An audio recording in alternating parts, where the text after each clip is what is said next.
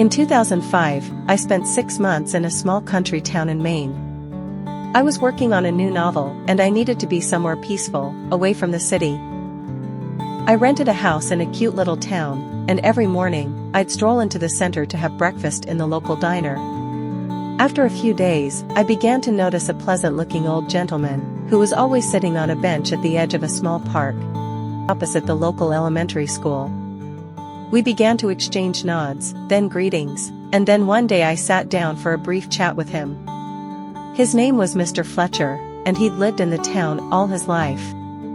The brief chat turned into a long history lesson about the town, and, although I felt guilty that I was getting out of my routine, he was such agreeable company and so interesting to listen to, that I sat with him for about half an hour.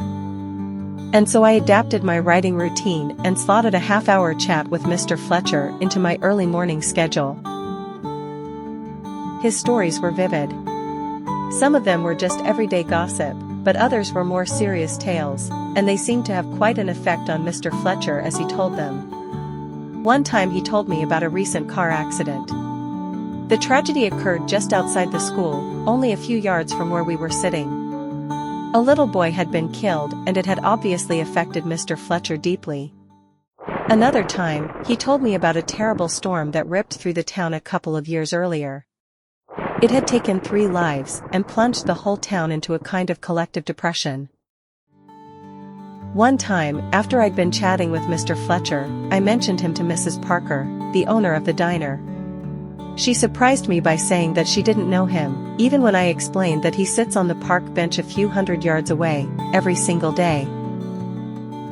Then one windy and cloudy day, I happened to mention the big storm to her. She looked perplexed. "We haven't had a really major storm like that since I've lived here.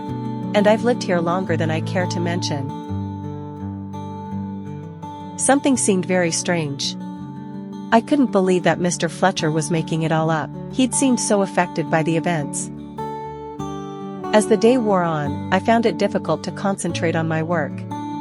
My mind kept drifting away from my writing as I recalled the various tales Mr. Fletcher had told me.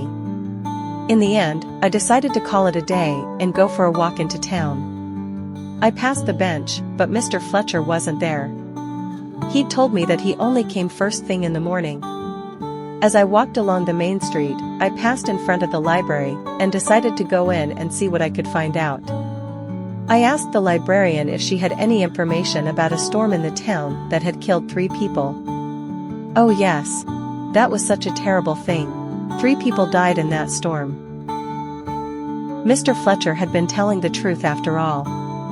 I asked her if there was a report about it that I could read, and she went off into the shelves and brought me back a big file. Weekly Herald, 1935. "You'll find the storm at the end of January." Confused, I took the file and sat down at a large table. I leafed through the copies until I came to the edition of January 21, 1935. The headline read, "Tragic Storm Costs 3 Lives." I read the report and discovered that one of the deceased was a Mr. Ernest Fletcher, who was killed by a falling tree. He left behind a young wife, who was expecting their 2nd child. My head was spinning. What did this all mean? Mr. Fletcher must be about 70 years old. So he would have been born somewhere around 1935. Was poor Ernest Fletcher his father? But if so, why did he tell me the storm happened a couple of years ago? I went back to the librarian and asked her if she knew of a fatal car accident, in which a young boy had been killed. She said she didn't, but she would try to find out. She sat down behind her computer and told me that all the births and deaths in the town were recorded on a database. She asked me what year the accident was in, and I said that I wasn't sure, but it was quite recently. She clicked a few keys and then said she couldn't find anything in the last few years. I had an idea. How far does the database go back? It's got all the births and deaths since the town was born. Can you look for an Ernest Fletcher? She clicked again. I've got 2 Ernest Fletchers. One died in January 1935. Apparently he was killed by a falling tree. The other died 10 years later. Oh, that's sad. He was just a little boy, killed in a car accident. He was only 10 years old. I had some answers, but I was none the wiser. Who was Mr. Fletcher? Was that really his name, and what did he have to do with these deaths? I could hardly wait for the next day, when I would hopefully find out the truth. The next morning was bright and sunny, and Mr. Fletcher was sitting on the park bench as usual. We exchanged a couple of pleasantries, and then I asked the question that I'd been waiting all night to ask. Mr. Fletcher, do you mind if I ask you what your first name is? Not at all. My name is Ernest. A shiver went down my spine. Ernest, I went to the library yesterday, and I discovered that the storm you told me about happened in 1935, not a couple of years ago. Mr. Fletcher looked down and nervously twiddled his fingers. I also discovered that the car accident you told me about happened in 1945. And the name of the little boy who was killed is Ernest Fletcher. Mr. Fletcher sat there with his head bowed for a good minute. When he looked up, there were tears in his eyes. That little boy was me, and the man killed by the falling tree was my father.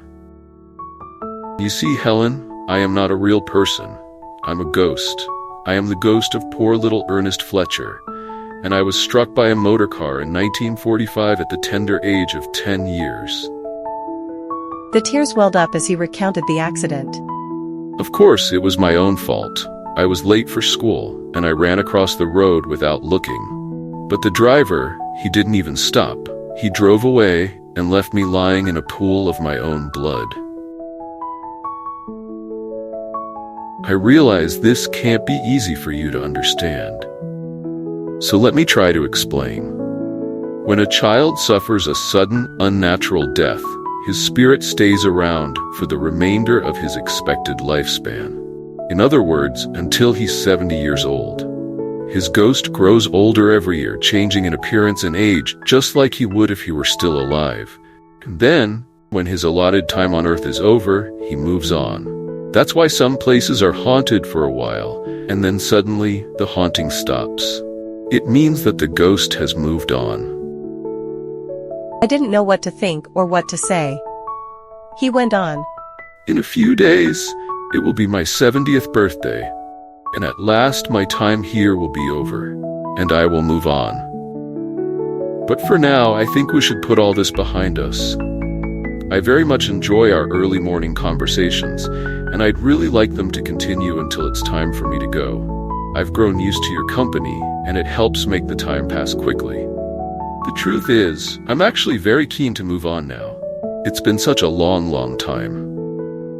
And so that's what we did. For a couple of weeks, I continued to sit with Mr. Fletcher on his park bench every morning, and he would tell me stories about the town, and what he'd witnessed over the years. But we never again mentioned him moving on, because that was the way he wanted it.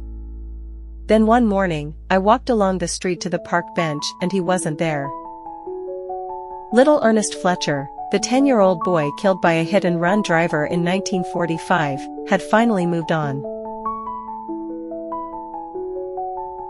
If you've had a mysterious encounter, please share it in the comments section, and the dark side will do its best to bring it to life for you. If you enjoyed this video and want to see other spine-chilling horror stories and eerie tales, please hit the like and subscribe button.